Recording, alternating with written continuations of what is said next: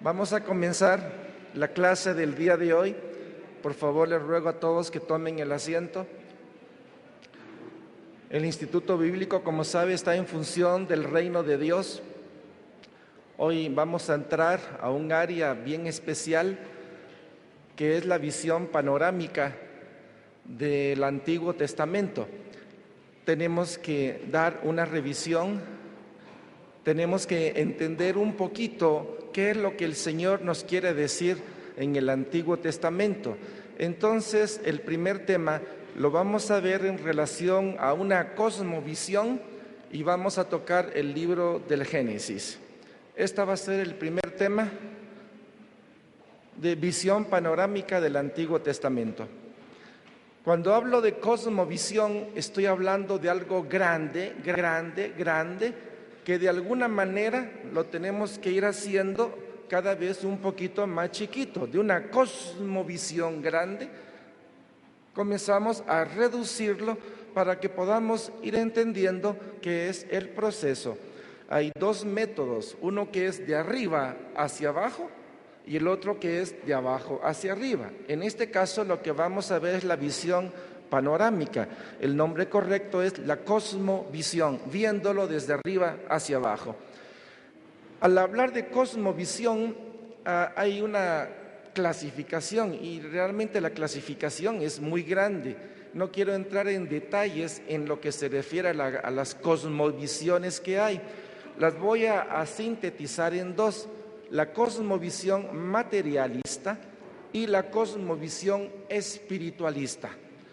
Es la forma de concebir todo cuanto hay, una bajo el razonamiento humano, la lógica, y la otra bajo el aspecto espiritual. Al hablar de la cosmovisión espiritualista, nosotros en este estudio vamos a entrar específicamente en la cosmovisión espiritual bíblica. Eso quiere decir, nos vamos a basar 100% en lo que es la palabra de Dios, desde el Génesis hasta el Apocalipsis. Entonces, es cosmovisión bíblica.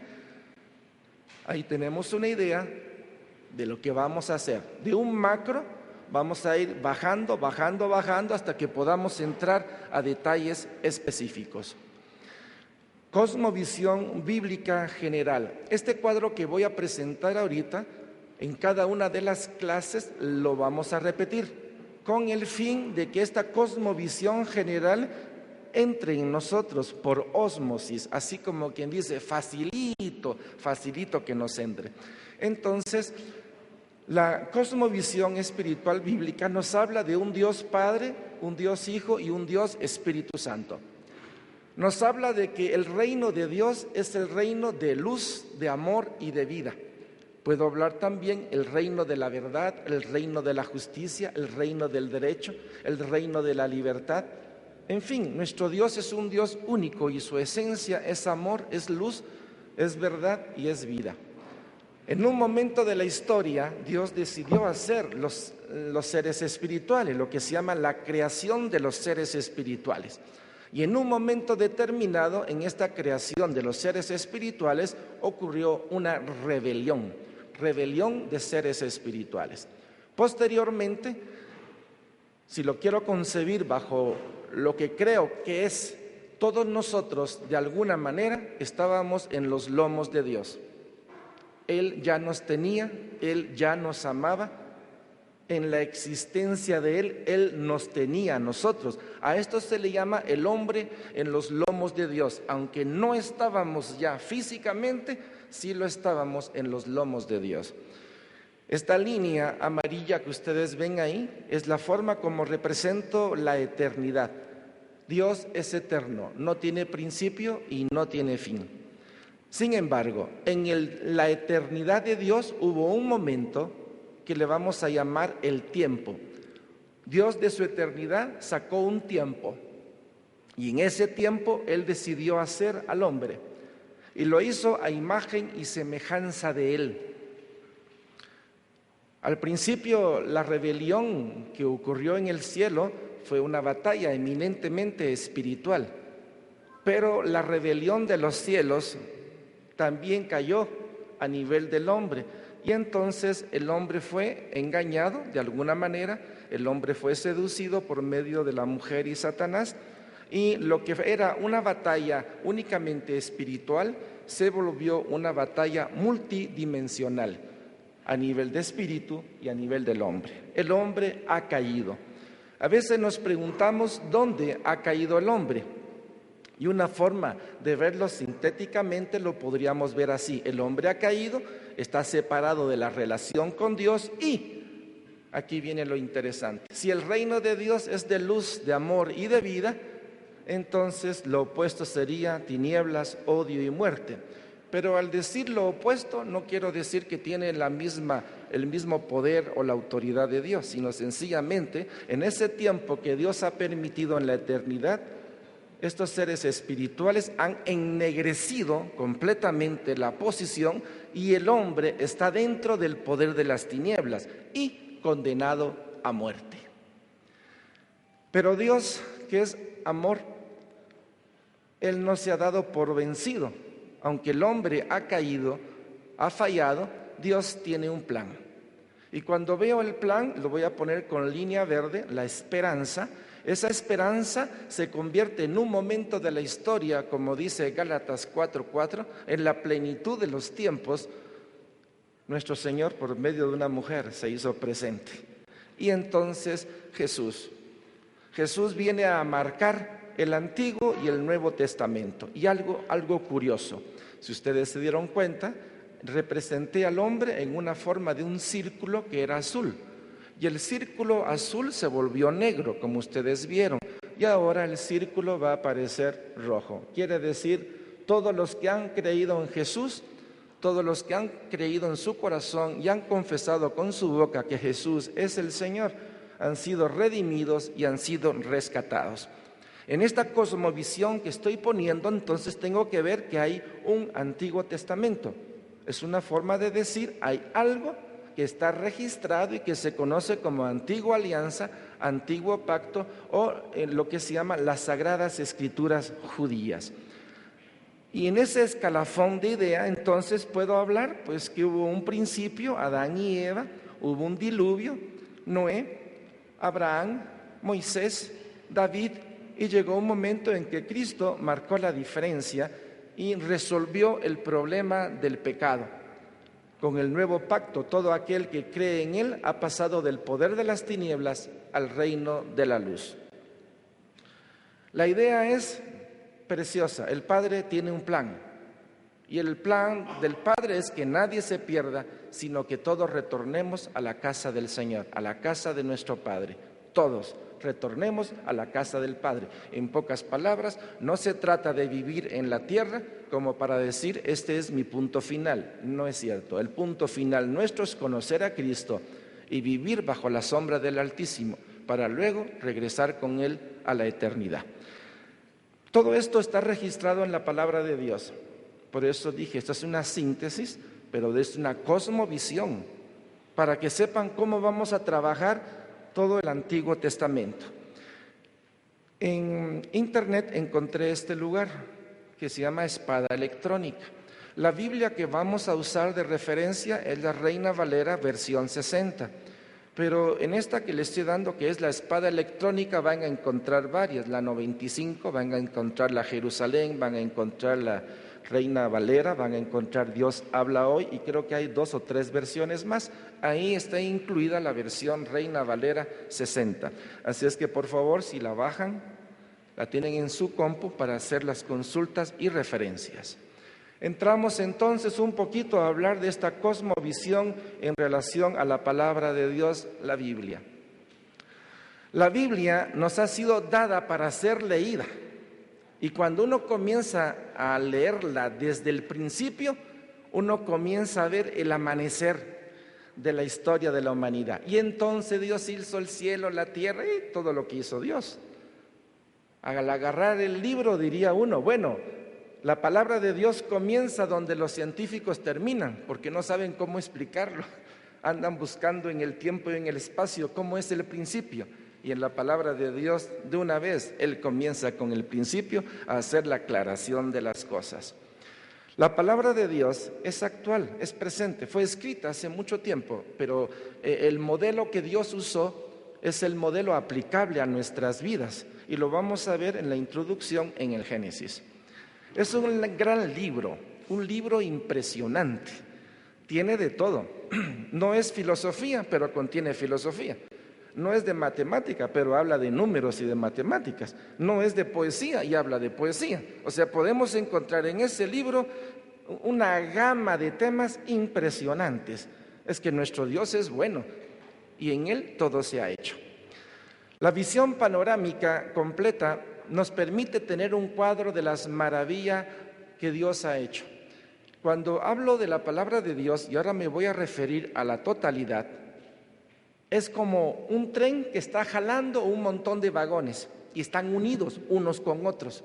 Y en este estudio vamos a unir un libro con otro y le vamos a encontrar un sentido práctico precioso, porque el modelo que está registrado en los 6 libros, en el Pentateuco, más en el libro de Josué, es el modelo y el prototipo de lo que Jesús va a hacer en nuestras vidas. Entonces vamos a encontrar una serie de situaciones muy hermosas, muy preciosas, para luego entrar en cada libro, o sea, la Biblia a nivel general, y entrando en cada libro vamos a poder ver que hay un hilo conductor, desde el Génesis hasta el Apocalipsis. Y ese hilo conductor es Cristo Jesús, el Hijo de Dios Altísimo. Él es la clave y la llave. El que llega a doblar sus rodillas y su corazón ante el Señor Jesús está abriendo el Antiguo y el Nuevo Testamento, está entendiendo un pasado y entendiendo un presente. En toda la Biblia hay un modelo divino, el cual es aplicable a todos, por cuanto todos son llamados al regreso a la casa del Padre, desde el Génesis hasta el Apocalipsis. Un libro que contiene toda la información necesaria para todas las preguntas del hombre. En sí, el libro muestra, enseña y testifica de la insuficiencia del hombre y con ello el hombre sin Dios es incompleto. El hombre no fue hecho para caminar solo, el hombre fue hecho para caminar con Dios. Y eso es lo que demuestra el Génesis. El hombre es incompleto, pero Dios es completo. Y Dios tiene un propósito para que ese hombre que es incompleto llegue a ser completo por medio de la persona de Cristo Jesús. Al mismo tiempo, no puede descubrir el hombre ni cumplir con el verdadero significado de su vida sin tener una auténtica relación personal con un Dios que more en él. Desde el momento en que el hombre fue separado de Dios, el hombre camina solo y con un gran vacío en su corazón. Y el propósito de Dios es llenar ese vacío. El propósito de Dios es hacer del hombre el templo del Espíritu Santo. Dios quiere morar en el hombre. Dios quiere salvar al hombre. Esta insuficiencia se muestra en 3 ámbitos bien especiales. El primer ámbito se relaciona a la naturaleza. Dios hizo el cosmos, todo lo que hay, las galaxias, 3.300.000 años luz para poder llegar a otra, imagínense. Todo lo que hay creado que el hombre no entiende e imagina que cree que lo entiende, pero no ha llegado a comprenderlo plenamente. Aparte de eso, el mundo que nos rodea, la misma creación, todo donde vivimos, la biosfera, la geología, la biología, todo lo que está a nuestro alrededor y en el cual el hombre todavía está investigando. No ha terminado de investigarlo y ya lo está destruyendo. Ahí podemos ver parte de la incapacidad o de la insuficiencia del hombre. Luego vemos el ámbito de las relaciones humanas. Adán, Eva, Caín, Abel, Set. Y cómo la palabra de Dios nos habla de cómo la familia se vuelve el núcleo de una sociedad. Y cómo una sociedad, dependiendo de lo que es el núcleo, puede ser una sociedad de libertad o una sociedad de corrupción. Una con Dios y otra sin Dios. Si vemos el caso de Lot, Lot decidió separarse de David, de Abraham. Y cuando se separó, pues se fue a Sodoma y Gomorra. Y en poco tiempo esa ciudad fue corrompida. Y si no hubiera sido por el ángel del Señor, Lot no hubiera salido de ahí. Lot escogió riqueza, pero Dios, que es fiel, lo sacó de ahí. Entonces puedo ver un montón de ejemplos en los cuales veo que las relaciones humanas sin Dios es una sociedad muerta, corrupta, opuesta a Dios. De hecho, toda sociedad opuesta a Dios solo es cuestión de tiempo de que se convierta en una Sodoma y en una Gomorra.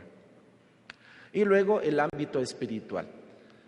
Cuando el hombre dejó de ver a Dios, el hombre en la necesidad o en el vacío que había en su corazón, el hombre comenzó a buscar todo lo que le teme. Lo que le teme, le honra. A todo lo que le teme, se postra. De alguna manera le ofrece frutas, le ofrece sacrificios para apaciguar todo lo que el hombre le teme. ¿Qué mueve el cosmos? ¿Qué es el hombre? ¿Cuál es el propósito de todo esto? ¿Qué sentido tiene mi vida? ¿Será la muerte la respuesta a todo esto? Yo creo que los que llegamos a los 35, 36 años sin conocer al Señor son las preguntas lógicas. Pero la bendición es que cuando la gracia de Dios, o los que por gracia de Dios creemos en Jesús, encontramos todas las respuestas en la palabra de Dios, ya no hacemos muchas preguntas. Tal vez, ¿y cuándo, Señor, me voy contigo? Ya serían otra serie de preguntas o de inquietudes. Todo cuanto hay fue hecho por Dios, lo invisible y lo visible. El Génesis está hablando de eso, fuerzas espirituales y la creación. Nada escapa a Dios. La cosmovisión bíblica nos habla de que todo está en la mano de Dios. Dios lo conoce todo. Dios es omnisciente, omniconsciente y todopoderoso. Ahora vamos a entrar a algo bien especial. ¿Qué es la palabra revelación? Esta palabra la vamos a encontrar mucho en la palabra de Dios y generalmente cuando la oímos diera la impresión de que revelación está asociada a hombres con un cerebro como de 6 metros de largo, ¿verdad? Porque él sí lo entiende. No es así. La revelación es algo muy, muy especial. Si yo tengo algo que es un secreto para mí y te lo quiero decir a ti, ya te revelé mi secreto. Eso es revelación. El hombre perdió la relación con Dios, no entiende las cosas de Dios y Dios se está dando a conocer al hombre. Media vez Dios se da a conocer al hombre, Dios le está diciendo: Abraham, escucha que te estoy hablando. Abraham tiene 2 opciones y le dice: no quiero oírte, o bien te oigo y te creo. Entonces, cuando Dios se manifiesta al hombre, el hombre tiene 2 opciones. Si le dice sí, entonces le está diciendo te creo, pero si le dice no, le está diciendo no te creo. Y ese es el problema con la cruz de Cristo. O crees lo que Él hizo o no crees. Si crees, serás salvo. Has creído a la revelación o al secreto que Dios te ha revelado. Así de sencillo. La palabra revelación es sencilla. Dios me está revelando quién es Él. Y durante todos estos libros vamos a ver cómo Él se muestra como liberador, como sanador, como proveedor, como el ejército de Dios Altísimo, como el ángel que conduce y libera y sana. Y Él se va a revelar en todo esto. Y un punto importante en todo lo que vamos a hablar es simiente. La simiente del Eva y la simiente de Satanás, que van a estar todo el tiempo en antagonismo. No pueden vivir en paz. Imposible que vivan en paz. La simiente de Eva, que viene por medio de la persona de Jesús, representa el reino de Dios, representa la luz, el amor y la verdad. Y la simiente de Satanás, que representa las tinieblas, el odio, la venganza. Ya tenemos un macro para poder entender todo esto. Si uso la palabra revelación para entender todo lo que vamos a hacer, permítame decirle que la revelación, aparte de que es un secreto que Dios te da, resulta que la revelación te la da en forma gradual.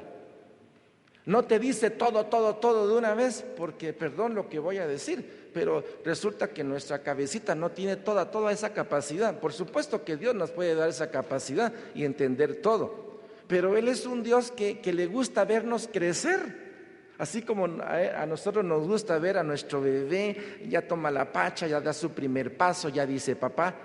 también Dios nos mira a nosotros, y en esta revelación y en esta forma progresiva o gradual, Él nos va dando una verdad que cada vez es más grande. La revelación crece, la sabiduría crece, y la palabra de Dios, de libro en libro, nos va dando una formación increíble en nuestro corazón, porque los libros van en aumento. Van en aumento y cada cosa viene a decirlo, ahora ya lo entiendo. Posiblemente hemos leído los libros aislados, pero cuando comenzamos a leerlo despacito de uno en uno, comenzamos a ver lo que significa cada libro, que es un vagón lleno de una información preciosa para cada uno de nosotros. Esta revelación es deliberada, eso quiere decir Dios lo hace intencionalmente, así como es gradual y la dosifica, es intencional. Dios te está llevando a una revelación cada vez más grande, más consistente, con más convicción interior. La progresividad a lo que te va a llevar es al proceso de la santidad. Ya no vas a querer pecar, ya no vas a querer hacer ni estar donde estabas antes. Así es el proceso de Dios. No nos revela al mismo tiempo todos los aspectos de una verdad, ni en un solo pasaje de las Escrituras. Por favor, tengan esto claro. No nos lo revela todo en un momento ni en un versículo, pero sí lo hace un poquito aquí y un poquito allá. Eso sí lo hace. En un capítulo, en un versículo, en cuántas palabras, 5 o 6 palabritas, en una frase, en una terminología. Eso sí lo hace. Un poquito aquí, un poquito allá, entre los libros, entre los capítulos, entre las palabras y las frases. Él sí se revela. Y lo hace de distintas formas. Él sabe cómo llegar al corazón del hombre. Las Sagradas Escrituras se responden a sí mismas con la guía del Espíritu Santo. Esto es un punto importante. Cuando uno lee el Génesis puede toparse con dudas y decir, ¿y esto qué? Y resulta que en Apocalipsis está la respuesta de la duda que tú tenías en Génesis. La Biblia se responde a sí misma. Ahora, esta respuesta también tiene que ser guiada conforme el Espíritu Santo, si no caeríamos en lo que se llama el iluminismo. Ahora viene una palabrita bien preciosa. Me encanta esta palabra y la palabra es talmidín, viene del Talmud. La palabra talmidín quiere decir discípulo de Dios. Me encanta esta palabra. Ángel, ¿y eres tú un discípulo de Dios? Sí, soy un talmidín, pero les quiero confesar algo. Yo sé que cuando llegue al cielo es tantas cosas las que Dios tiene preparada que ahí mismo voy a seguir siendo un talmidín de Dios, aprendiendo de Dios, de toda la cantidad de cosas hermosas y preciosas que Él tiene, que Él es. Entonces, talmidín. Un talmidín es aquel que agarra la palabra de Dios y literalmente se la come. Se la come.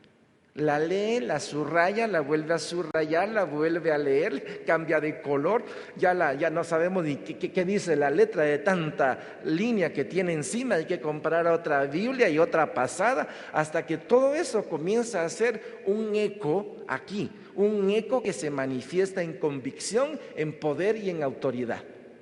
Y eso es lo que necesitamos ahorita en este instituto bíblico. Necesitamos hijos de Dios que tengan ese apellido de Señor. Yo sé que soy tu hijo, pero siempre aprendo de ti. Soy un talmidín. Amén. Hechos 8:30 dice, y entonces acudiendo Felipe, le oyó que leía al profeta Isaías y dijo, ¿pero entiende usted lo que lees? Y entonces el etíope le dijo, ¿y cómo podré si alguno no me enseñare? Y rogó a Felipe que subiese y se sentara con él. Al ratito este etíope le decía, mira, ¿me puedes bautizar en ese charquito? Claro, le dijo Felipe. O sea, las Sagradas Escrituras, yo sé que hay revelación y que hay hombres que tienen una revelación preciosa, pero también el Señor nos ha mandado que nos discipulemos unos a otros, que nos enseñemos unos a otros. Nadie tiene la última palabra, me refiero a nivel humano. Y el único que tenía la última palabra ya sabemos quién es. De ahí hay otro hecho bien importante, y es en Hechos 17:11. Y estos eran más nobles que los que estaban en Tesalónica, pues recibieron la palabra con toda solicitud. escudriñando cada día las Escrituras para ver si estas cosas eran así. Y mi invitación para todos ustedes, les ruego, les suplico, tomen la palabra de Dios y confirmen lo que aquí se les va a decir. ¿Sí? Porque ustedes pueden ser nuestros guardadores. Es nuestro deseo, conforme a la sabiduría que Dios nos ha dado, darles a ustedes todo ese manantial de riqueza, pero ustedes tienen la obligación de confirmar en la palabra de Dios todo lo que nosotros les estamos diciendo o les vamos a decir.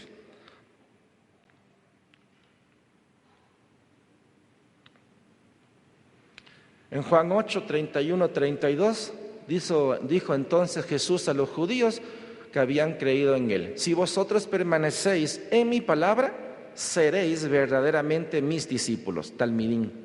¿Usted quiere ser un talmidín? Péguese a la palabra de Dios, medítela día y noche y sea como ese hombre plantado a la orilla de un río que da su fruto a su tiempo y nunca se marchitan sus hojas. Y conoceréis la verdad y la verdad os hará libre. La verdad es lo que dijimos antes, la revelación. La verdad es progresiva, a mayor verdad, mayor luz, fuera las tinieblas. Los bordes del camino.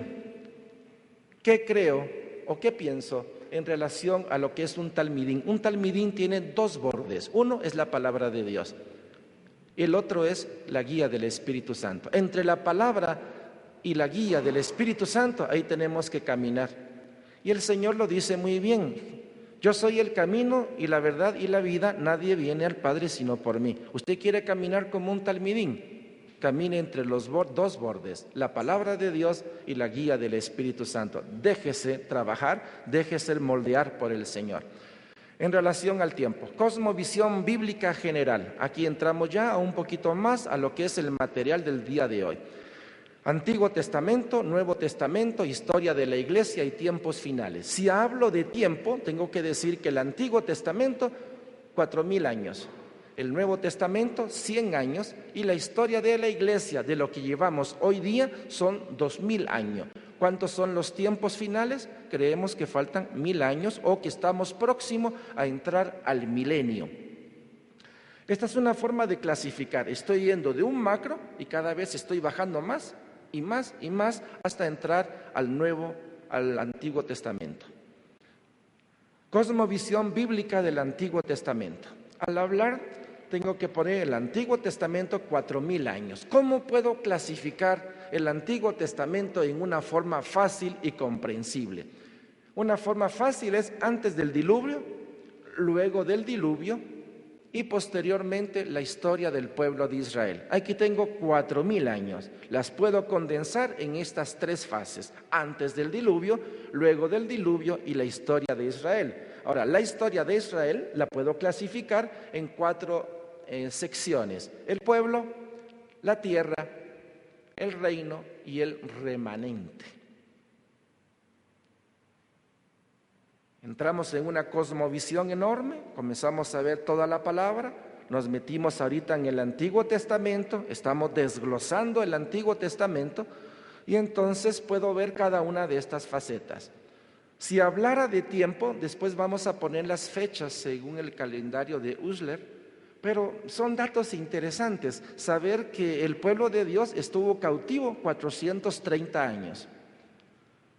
Y que deambularon 40 años en el desierto, que la tierra a conquistar duró 7 años, una batalla tremenda, 7 años para conquistar la tierra prometida. Luego 350 años de jueces, los jueces gobernando toda la tierra. Luego viene el reino tuvo 120 años de unidad y 350 años divididos, imagínense. Cuando uno comienza a ver esto, uno dice: Señor, se parece mucho a mi vida, ¿verdad? Sí, hasta las fechas y los años tienen un sentido tremendo. 70 años de cautiverio, yo no sé cuánto tiempo estuvo usted cautivo en el poder de Egipto. En mi vida fueron 35 años, hasta que mi vida fue liberada por Cristo. Y posteriormente la reconstrucción. Tardó 140 años la reconstrucción del pueblo de Jerusalén, el templo, y 400 años de silencio. Sigo hablando, voy de un cosmo grande, estoy bajando, y ahorita vamos a entrar a detalles más específicos en relación al Antiguo Testamento.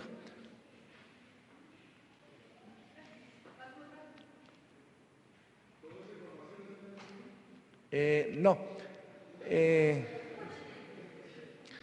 Recuérdense, el punto importante de todo esto es que damos por entendido de que ustedes van a leer la palabra de Dios y de alguna manera lo que estamos haciendo es un bosquejo.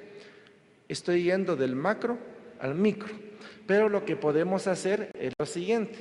Todo este material se lo podemos enviar por medio de internet.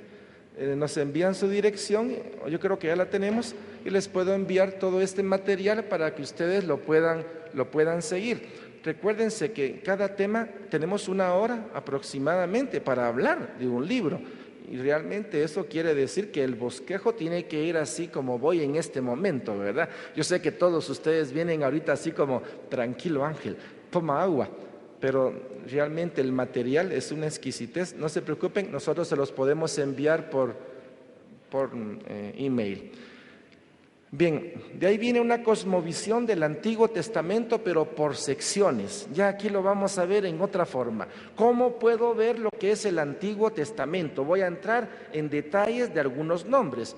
Si hablo antes y luego del diluvio, entonces voy a hablar que está narrado en el libro del Pentateuco. El libro del Pentateuco son 5 libros que los vamos a ver más adelante. Pero aparte de los 5 libros están los libros históricos, que hablan y narran en una forma secuencial ciertos hechos y circunstancias que el pueblo vivió o experimentó. Luego son libros poéticos, son libros que hablan de alabanza, de gratitud, como el Cantar, Job, Eclesiastés, y luego vienen los libros sapiensales y los libros proféticos. Al hablar de proféticos, ahí tengo metido a los libros mayores y los libros menores, que los vamos a ver en un momentito. Toda esta información que estoy dando ahorita, todos la tienen en su Biblia. De alguna manera, todo lo que estoy dando ahorita en la introducción de sus Biblias, casi todos la tienen, así es que no se me angustien. Al hablar del Antiguo Testamento a nivel hebreo, el Antiguo Testamento es conocido como la Tanaj. Los 39 libros del Antiguo Testamento son conocidos como la Tanaj. Vamos a ver estos libros. Están clasificados como pentateucos, históricos, poesías, profetas mayores y profetas menores. Todo esto que les estoy poniendo ahorita solo es una forma de recordar lo que ustedes tienen en sus Biblias. Pentateuco, Génesis, Éxodo, Levítico, Número y Deuteronomio. Históricos, Josué, Jueces, Ruth, Primera y Segunda de Samuel, Primera y Segunda de Reyes, Primera y Segunda de Crónicas, Esdras, Nehemías y Esther. Y los poéticos, Job, Salmos, Proverbios, Eclesiastés y Cantares. A nivel de profetas mayores, Isaías, Jeremías, Lamentaciones, Ezequiel y Daniel, y luego los profetas menores, Oseas, Joel, Amós, Abdía, Jonás, Miqueas, Nahum, Habacuc, Sofonía, Ageo, Zacarías y Malaquía. Ustedes me dirán, Ángel, vas muy rápido, pero permítame decirle que cada libro lo vamos a ver despacito. Vamos a hacer bosquejos bien hermosos de todo esto. Aparte, hay otros libros que son conocidos como los deuterocanónicos o que son conocidos como apócrifos. Entre ellos están Tobías, Judith, 1 y 2 de Macabeo, Eclesiásticos, Sabiduría y Baruch, que también los vamos a estudiar porque tienen un valor histórico y hay elementos muy importantes de apoyo también para que podamos ver como punto de referencias cosas interesantes históricas. Vamos a entrar a la cosmovisión del Antiguo Testamento por siglo. ¿Qué quiere decir eso? Voy a desglosar todavía más. Por favor, relájense y solo sigan la secuencia de todo lo que vamos a ver a continuación. Otra vez, hago una línea del tiempo y ubico a Adán y Eva. Se cree un aproximado en el año 4000 antes de Cristo. Noé, más o menos por el año 13000 antes de Cristo. Abraham, por el año 2000, Moisés por el año 1500, el pueblo ya estaba prisionero en Egipto, David por el año 1000, el reino dividido en el año 975, el reino del norte, que llegó hasta el año 722 y fue conquistado por los asirios, y posteriormente Babilonia conquistó Judá en el año 606. Luego viene el aliyah. La palabra aliyah quiere decir el retorno. Existe el aliyah del pueblo que estaba prisionero en Babilonia, y hubieron tres expediciones de retorno a Jerusalén. Cada retorno tiene la palabra aliyah, y la palabra aliyah está asociada a el retorno definitivo de todos nosotros a la casa del Padre. Estamos un tiempo aquí, pero el aliyah vendrá cuando el Señor venga en su segunda venida, se acabe todo y nos vamos con Él definitivamente. Y el silencio de 400 años. Voy a poner ahorita una serie de pequeños puntitos que son interesantes para que nos ubiquemos. Por ejemplo, si hablo de la Torre de Babel, estamos hablando aproximadamente en el año 2900, 2700. Si hablo de Job, la historia de Job está más o menos situada por el año 2600, 2500. Y así el nacimiento de Isaac, de Jacob y de Josué, los jueces, Saúl, la división del norte de Israel y el sur, la división del reino, Jeroboam y Roboam. Cuando entramos a estudiar las Sagradas Escrituras, hay una diferencia entre lo que podríamos llamar las Sagradas Escrituras judaicas, que se llama el Tanaj, y la forma como nosotros lo vemos. La forma judía es que ponen los libros conforme fueron escritos por cada autor, pero la forma como nosotros lo tenemos en nuestras Biblias lo tenemos asociado si es histórico o si es poético. Entonces lo sacamos de los años reales y los metemos en la composición literaria. Y entonces a veces resulta un poquito difícil como poder seguir la secuencia de lo que es un libro en relación al tema o a la dirección que lleva. Por eso es importante entender esto, ¿sí? En el estudio sobre el Antiguo Testamento es interesante conocer el proceso de formación del canon del Antiguo Testamento. Cualquiera diría que alguien ya estaba dispuesto a que este es un libro y este es otro libro. No, los libros se fueron recopilando y se fueron ordenando, e inclusive hubo un momento en que los libros se perdieron, y fue Esdras en el año más o menos 470 antes de Cristo que descubrió los libros y comenzó a leerlos y comenzó a recopilarlo. Gracias. Y se formó un listado oficial. En el año 250 antes de Cristo, en Alejandría, hubieron 70 sabios que también hicieron lo mismo y levantaron una copia que se llamó la Septuaginta, en la cual agregaron una serie de libros que son los apócrifos. Entonces comenzamos a ver que la Tanaj era 39 libros, pero que en un momento de la historia, especialmente en el año 250 antes de Cristo, estos 70 sabios agregaron también estos libros y se hicieron dos, uno que es de 39 libros y el otro que tiene 46 libros. La Reina Valera tiene 39 libros, pero si hablo de en Biblia Jerusalén, tiene los 46 libros. Cuando estoy hablando del Antiguo Testamento, toda esta información que les estoy dando es una forma que yo ya sé que la mayoría de ustedes la tiene. Al leerla en su Biblia, ustedes pueden tener una información bien completa. Los 5 libros, o los primeros 5 libros, son conocidos como la Torá. Pero todos los libros del Antiguo Testamento, todos reciben el nombre de Tanaj. Nosotros lo conocemos como Sagradas Escrituras o Antiguo Testamento. Autor. Ya comenzamos a entrar a una serie de pequeños detalles que creo que deben de registrarlo. La tradición judía atribuye a Moisés la escritura de los primeros 5 libros. Jesús hace referencia en Juan 5:46 y dice: si creéis a Moisés, me creerías a mí porque de mí escribió él. Hace referencia a que Moisés escribió. El autor de los primeros 5 libros se cree que fue Moisés. Y el año en el cual lo hizo aproximadamente fue en el año 1440 a.C. Se cree que en esa fecha él recopiló o escribió todos los libros que se conocen como el Pentateuco.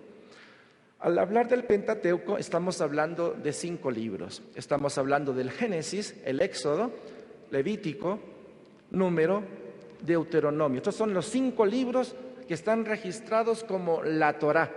Ahora, la palabra Torá tiene un montón de pequeños apellidos y uno de ellos es Torá, quiere decir instrucción.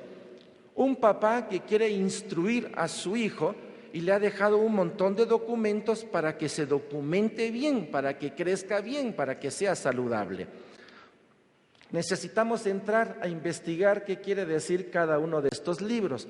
Así es que el primero que vamos a entrar es al libro del Génesis. El Génesis tiene 50 capítulos.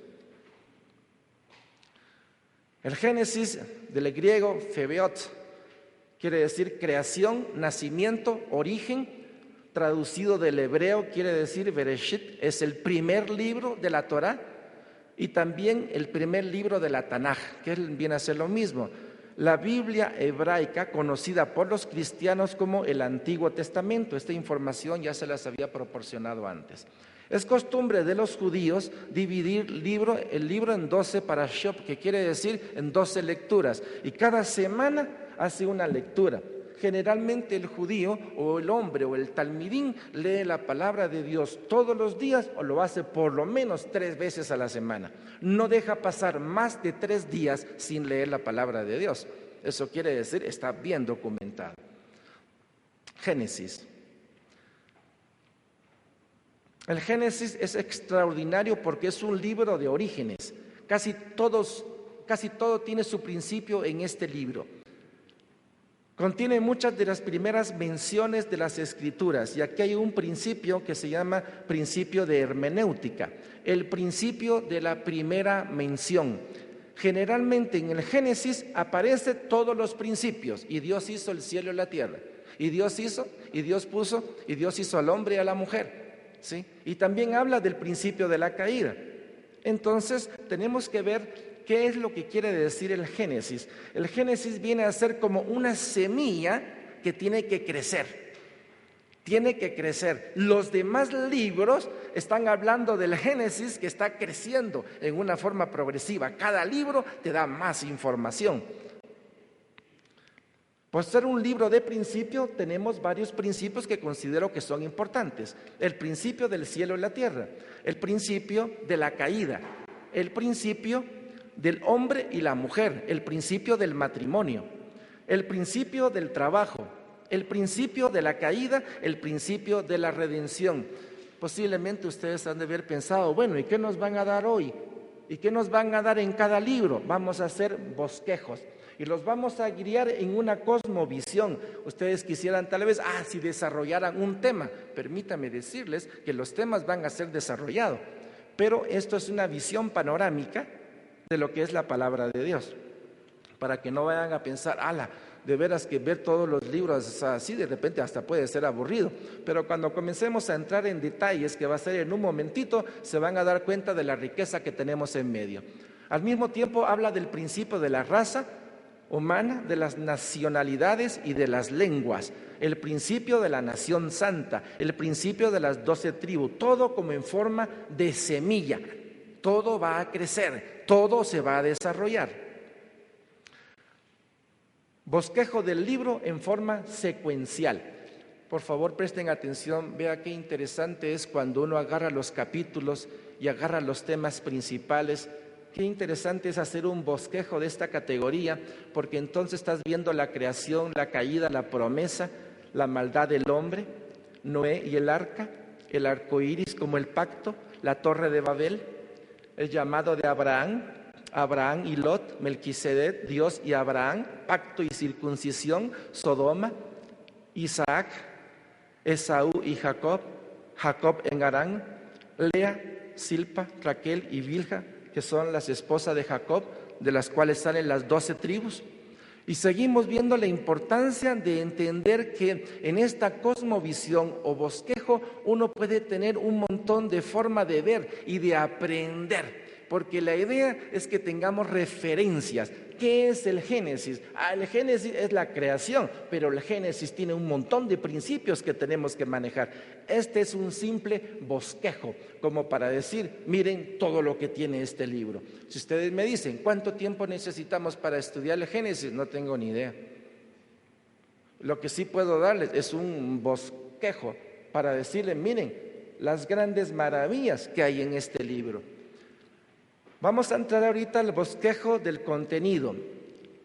El punto 1 es una historia primitiva de la historia de la humanidad, en la cual vemos varios elementos. Habla del relato de la creación, habla de la caída, habla del mundo antes del diluvio, Noé y el diluvio.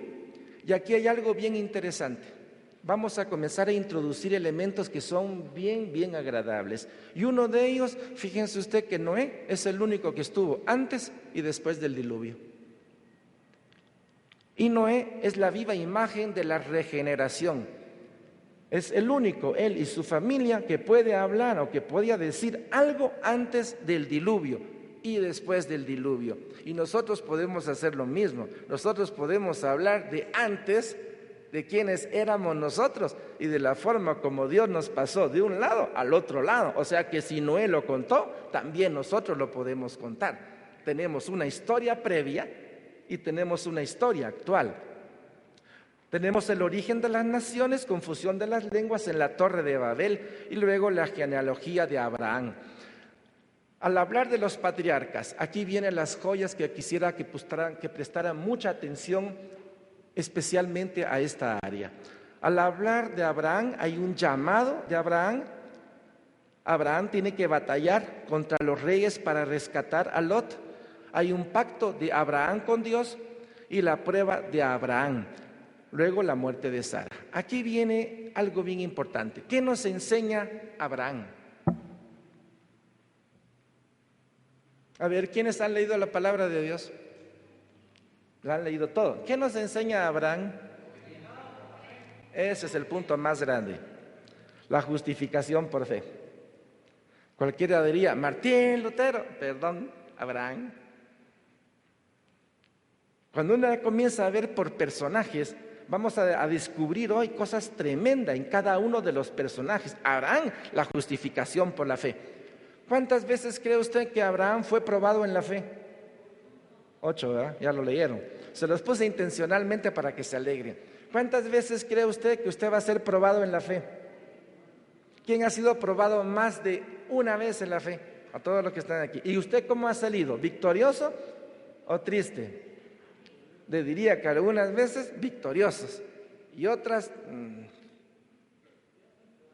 así, ¿verdad? Bueno, ya tenemos el primer personaje, Abraham. Qué interesante es ver a Abraham en todo esto. Ahora vamos a ver a otro personaje. Aunque tenga que poner todos estos nombres que he puesto, la novia de Isaac, la muerte de Abraham, Esaú y Jacob, el pacto de Dios con Isaac, también hay otra cosa interesante. ¿Qué nos enseña Isaac? La herencia. A ver, les doy oportunidad. ¿Alguien más? Confianza en Dios. Pues vamos a descubrir algo bien especial. La imagen de un hijo deseado y amado. ¿De quién estamos hablando aquí? La imagen de Isaac habla de Dios. Fíjese usted. La imagen de Isaac habla de Dios.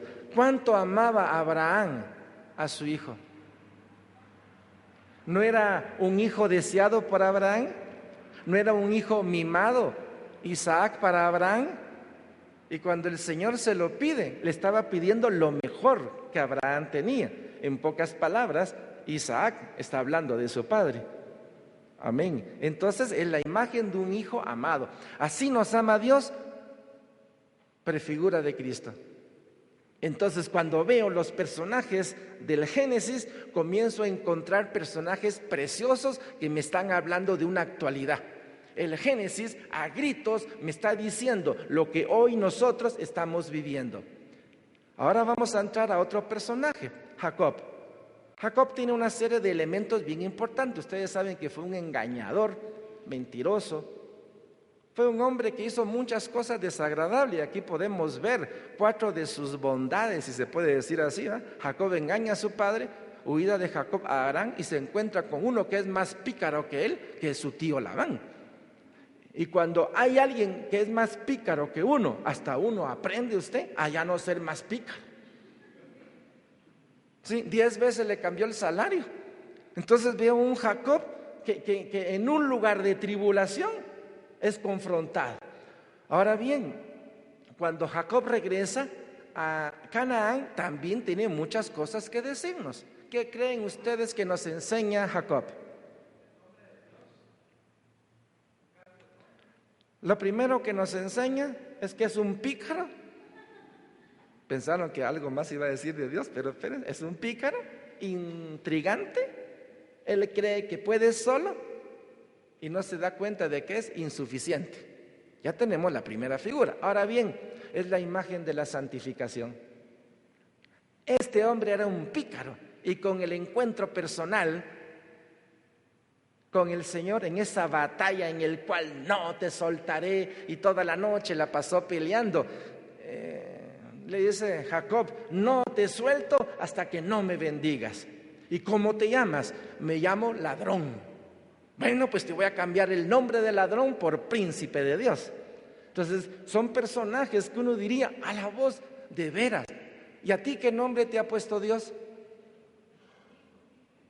Hija, pero te ha dado un nombre, ya somos hijos. Entonces puedo ver cómo en Abraham, como en Isaac y como en Jacob aparecen elementos preciosos. En la vida de Jacob puedo ver lo que es la obra de Dios, del Dios suficiente. Jacob, un mentiroso, un bandolero, y puedo ver la obra de Dios. A ver, ¿quién tenía el nombre de Jacob aquí antes de conocer a Cristo? Miren, y estoy hablando del Génesis. Cualquiera diría: ¡ala! Hay alguien que se parece a mí, a como era yo antes, ¿sí? Su nombre es Jacob. Amén. Y le cambió el nombre. Vamos a entrar ahorita a otro patriarca. De Esaú no vamos a platicar ahorita. De José, puedo hablar de que lo vendieron.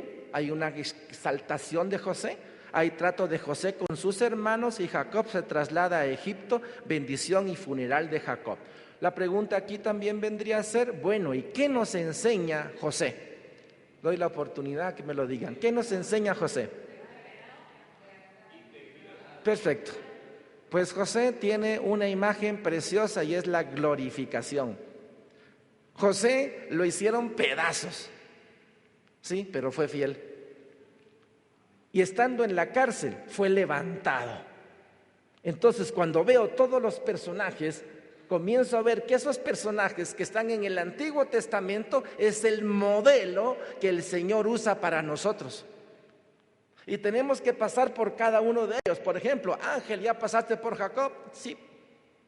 ¿Ya pasaste por Abraham? Pues yo diría que sí, pero por algunas, por ahí como que voy, ¿va? ¿Y cómo vas por José? Yo creo que ya estoy cerca de Putifar usted.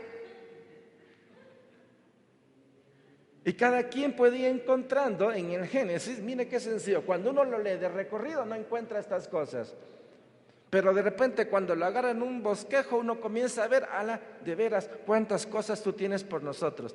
Amado por su padre y rechazado por los hermanos. Pregunto, ¿hay alguien aquí que es amado por su papá y su mamá pero rechazado por sus hermanos? Preguntaría de otra forma: su papá y su mamá, porque usted ya decidió seguir a Cristo, y toda la familia ¿no le suena algo parecido? O sea, no es algo que usted tenga ahorita por casualidad. Desde el Génesis está contada la historia suya ahí. De la prisión a ser el segundo del faraón, está hablando de la glorificación. Tiempo y vida. La palabra de Dios en el Génesis también nos habla de tiempo y vida. ¿Qué quiere decir eso? Fíjese usted que en la palabra de Dios habla de que vivían 930 años. Y como dicen algunos, y con la misma mujer. Pues yo digo que sí. ¿De qué se ríen? Y lo peor es que se rieron las mujeres. Bueno, y posteriormente baja a 905, baja a 600 años, baja a 175, baja a 110, y hoy pudiéramos decir que un hombre en un promedio de vida puede estar entre 70 a 85, 90 años, dependiendo del país y de la cultura. Esto habla el Génesis. Un montón de detalles interesantes. Pero como ustedes son estudiosos, y a mí me encanta dejarles trabajo, por favor apunten tarea número 1. Y la tarea número 1 para ustedes es: estudie a 5 personajes y escriba sus cualidades personales. Puede escoger a Esaú si quiere, puede escoger a Amalek, puede escoger a cualquiera de los hijos de Judá o de José. Pero por favor me escoge 5 personajes y escribe sus cualidades personales. Y para la próxima semana se la entregan a los encargados de su grupo para que hagamos la evaluación.